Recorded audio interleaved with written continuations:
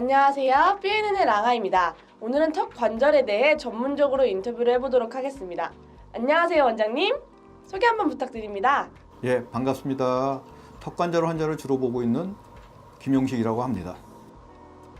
턱 관절 환자분들은 대체로 어떤 분들이 오시는 건가요? 예, 턱관절 환자는 주로 여자분들이 과거에는 7, 남자분들이 3, 주로 20, 30대가 많았었는데 최근에는 남자분들이 4, 여자분들이 6 이렇게 부포가 약간 평준화되고 있습니다. 그리고 오시는 연령층도 좀 더 다양해지고 있습니다. 대체로 환자분들은 어떤 증상으로 내원하시나요? 내원하시는 환자분들은 주로 통증 환자가 한 40% 정도 되고요. 소리가 나는 환자가 한 13%, 그리고 개구 제한이 한 4%, 그리고 이런 복합적인 증상을 다 같이 있는 복합적인 증상을 보이시는 분이 한 40% 이렇게 구성되고 있습니다. 개구장에 스플린트를 꼭 껴야 하나요? 예, 개구장애의 원인은 기본적으로 두 가지가 있습니다. 하나는 근육이 아파서 입을 못 벌리는 경우가 있고, 또 하나는 디스크가 걸려서 입을 못 벌리는 경우가 있는데, 근육이 아파서 입을 못 벌리는 경우에는 약물 치료를 주로 사용을 하고, 이 약물 치료의 반응이 보이지 않을 시에는 보조적으로 개구 장치, 그러니까 스플린트를 끼는 경우가 일반적입니다. 하지만 디스크가 걸려갖고 입이 안 벌어지는 경우에는 30mm까지는 벌어지는데 더 이상 벌어지지 않는 경우가 일반적인데, 이런 경우에는 턱을 앞으로 내는 ARS라고 이런 스플린트 장치를 껴갖고 사용을 하셔야지만 개구장애가 해소될 가능성이 훨씬 더 높습니다. 턱 관절 안면 비대칭이 생기는 이유가 무엇인가요? 턱관절 안면 비대칭은 기본적으로 두 가지 종류로 나눌 수가 있습니다. 첫 번째는 경조직, 뼈가 좌우 대칭이 되지 않는 경우가 하나 있고요.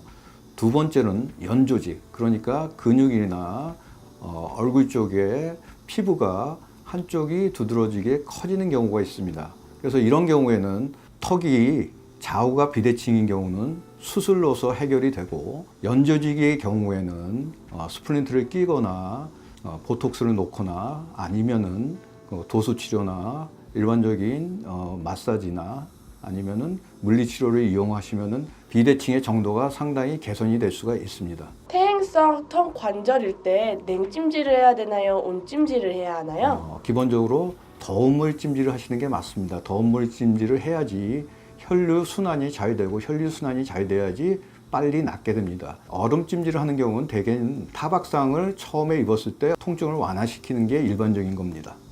스플린트로 안면 비대칭이 치료가 되나요? 사실은 스플린트로 안면 비대칭이 치료되지는 않습니다. 그렇지만은 스플린트를 끼임으로 인해 갖고 근육이 이완이 된다든지 연조직의 상태가 호전이 돼서 부수적으로 안면 비대칭이 완화가 되는 그런 경우가 있습니다. 스플린트 부작용 중 오픈 바이트가 생기나요? 예, 기본적으로 스플린트를 하루에 24시간을 끼는 게 아니라 밤에만 끼시는 경우에는 개방교합이 일어날 수가 없습니다.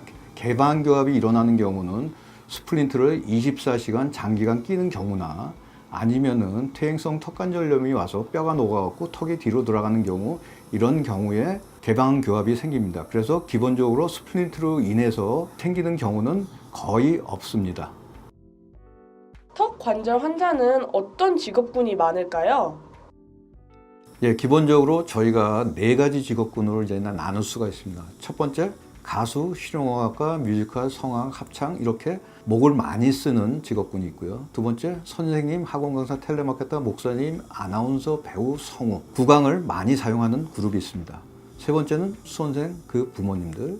네 번째는 신림동 노량진에서 고시 수험 공부를 하시는 학생 아니면 그 직업군들이 있습니다. 첫 번째, 두 번째 그룹은 주로 사용 빈도수가 높은 그룹이고요.